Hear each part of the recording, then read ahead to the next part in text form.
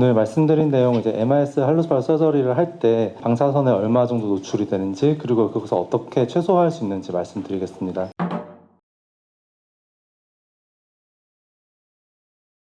기존의 오픈 서저리에 비해서 MIS 서저리를 굉장히 지금 많이 하고 있고 오픈 서저리에 비해서 회복이 빠르고 통증이 작고 또 흉터도 굉장히 작은 이러한 장점 때문에 최근엔 거의 모든 병원에서 MIS로 수술을 하고 있는 것 같습니다. 저희 병원에서 이런 식으로 환자분들에게 홍보를 하게 되는데 당연히 환자들에게는 굉장히 좋은 수술이지만 치명적인 단점이 바로 서전에게 방사선 노출이 굉장히 많다는 건데요. MIS 서저리를 하면 할수록 피폭량이 점점 많아지게 됩니다. 저희가 수술할 때 굉장히 여러 번 이제 시암을 촬영하게 되는데 오토토미 사이트를 확인하거나 그리고 트랜슬레이션, 그리고 로테이션도 돌리면서 해야 되고 세사미드 리덕션을 확인하시고 또 라테랄을 좀 정확히 봐야 되는데 라테랄 볼 때도 이제 도잘로 빠졌는지 플란타로 빠졌는지 가끔은 가이드 핀의 스크류도 밑으로 너무 빠지거나 위로 빠지는 경우도 있어서 그런 것도 신경 써서 확인을 하시고 또 스크류 길이 확인, 버넥토미 등 하면서도 이제 굉장히 여러 번 촬영을 하게 됩니다. 그래서 평균적으로는 보통 이제 몇 번 정도 촬영하신 다들 개개인의 편차가 있으시겠지만 이제 러닝컵에 따라서 조금 감소를 하지만 1회당 한 50에서 100회 정도 평균적으로 시암을 촬영한다고 되어 있습니다. 다들 아시겠지만 복습을 해보면은 방사선은 이제 1급 발암 유해 물질이고요. 이게 왜 안 좋냐면 DNA 조사되게 되면은 이중 나선 구조가 파괴가 되면서 인체의 세포 단위와 소기관들에 영향을 주게 됩니다. 그래서 방사선 흡수량을 저희가 단위로 시버트라고 얘기를 하게 되는데요. 보통은 이제 미리시버트 1000분의 1을 기본적인 단위로 하게 되는데 이 심플 체스트 엑스레이에서는 0.1 미리시버트 정도의 방사선이 나오고 CT를 촬영할 경우에는 그 100배인 10 미리시버트 정도가 나오게 됩니다. 특이하게도 이제 하루에 담배 한 갑을 피는 흡연자 같은 경우에는 담배에도 방사선이 있기 때문에 매년 한 13에서 60 미리시버트 정도 노출되게 되고요. 그럼 이 방사선이 언제부터 안 좋냐? 보통 100mS를 기준으로 해서 저성량과 고성량을 나누게 됩니다. 이때 스레스홀드가 정해져 있는데요. 100mS 이하로 노출이 되게 되면은 이때는 피폭의 영향이 굉장히 불분명하고 크게 영향이 없습니다. 하지만 100mS 이상을 이제 넘기게 되면은 그때부터 선형으로 방사선이 많이 피폭될수록 그 부작용이 굉장히 증가를 하고 있습니다. 100mS를 기준으로 하고 있고 1년간 전신에 허용되는 방사선량은 일반인은 그 1%는 1mS이고 방사선 종사 저희 같은 의사들은 20%는 20mS까지 나라에서 이제 권고가 되고 있고요. 그래서 단시간 피폭량 한 번에 2,000 이상 받게 되면은 바로 이제 사망하게 됩니다.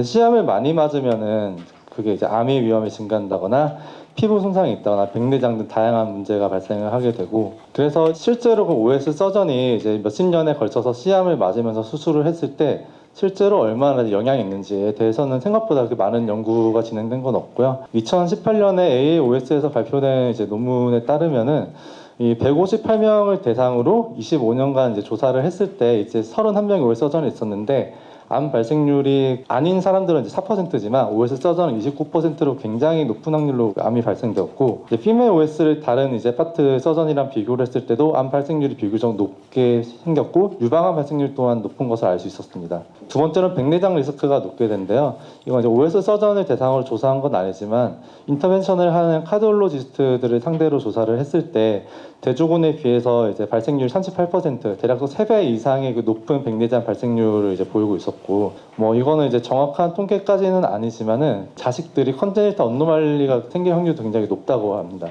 그래서 실제 사례로도 2019년에 그 대한정형외과 학회지에서 발표된 논문이 있는데 케이스 리포트고 OS 서전이신데 블로그를 또 너무 많이 하셔가지고 이렇게 양수 손이 괴사가 되셔서 그 수술을 했다라고 또 케이스가 있었습니다. 그래서 어떻게 피폭을 막을 것인가 이게 결론이고 차폐를 당연히 많이 해야 되고 또 최대한 적게 촬영을 해야 됩니다. 시암의 구조에 대해서 살펴보시면 이 본체는 엑스레이 제너레이터로 시암 사용에 필요한 전압이랑 전류를 발생시키고 여기 이제 엑스레이 튜브에서 엑스레이가 나오게 됩니다. 나오게 되고 그 밑에 이미지 인텐시파이어에서 그 형광상을 촬영을 하게 됩니다. 그래서 실제로 이제 수술할 때는 엑스레이 튜브에서 엑스레이가 쏘게 되고요.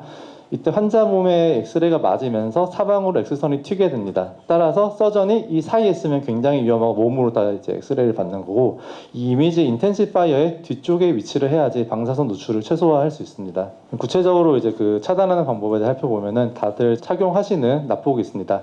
납복은 당연히 두꺼울수록 좋지만 너무 두꺼우면 또 덥기 때문에 보통 0.5mm 정도 된 납복을 가장 많이 사용을 하고 있고 실제로 이제 납복을 착용하지 않았을 때랑 납복을 착용했을 때 그 0.083에 0.07 정도로 한 10%까지 방사선 노출이 감소가 되고 있습니다. 그 외에도 갑상선 실드를 좀 착용을 하거나 특히 납복을 착용해야지 생식기로 가는 그 방사선의 노출을 거의 10배 이상 낮출 수 있기 때문에 꼭 납복은 착용하시고 수술을 하시는 것이 중요하고요.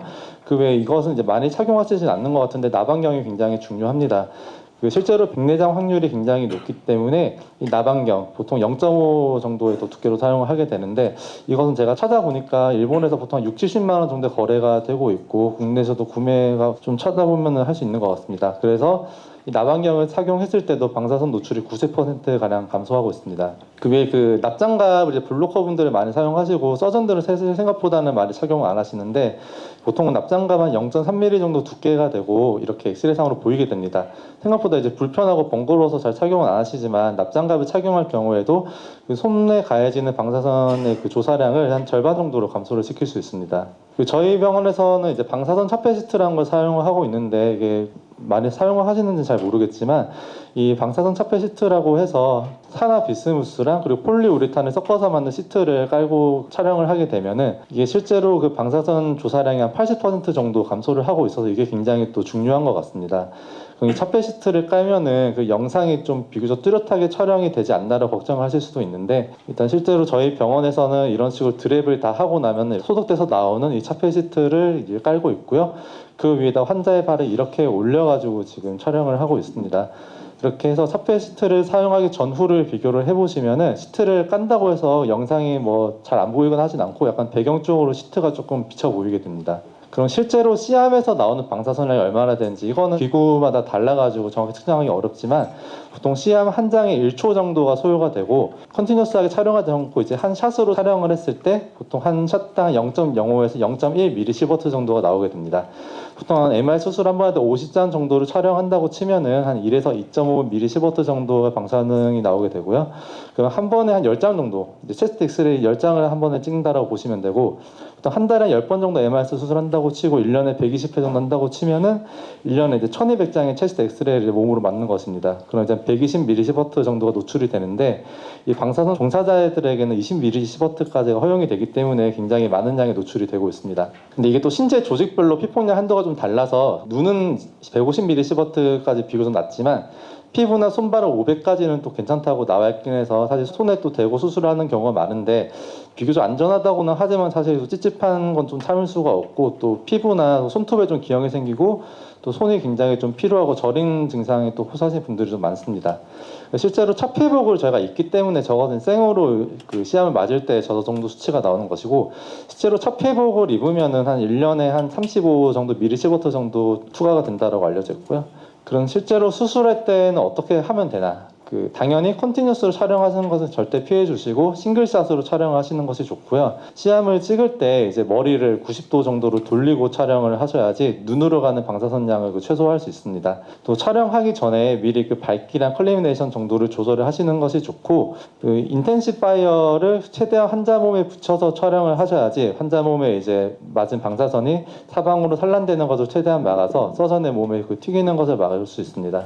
정리를 해보면은 납 장갑 그리고 납복, 갑상선 실드 그리고 가능하시면은 안경까지 착용을 하시는 것이 좋고요. 이 방사선 차폐 실드를 가급적인 사용을 하시는 걸 좋습니다. 시암 촬영할 때 뭐 귀찮으시겠지만 머리를 90도로 좀 돌린 다음에 찍으시는 게 좋고 가장 좋은 건 러닝 커버를 최대한 올려서 불필요한 촬영 횟수를 줄이는 것이 좋은 것 같습니다.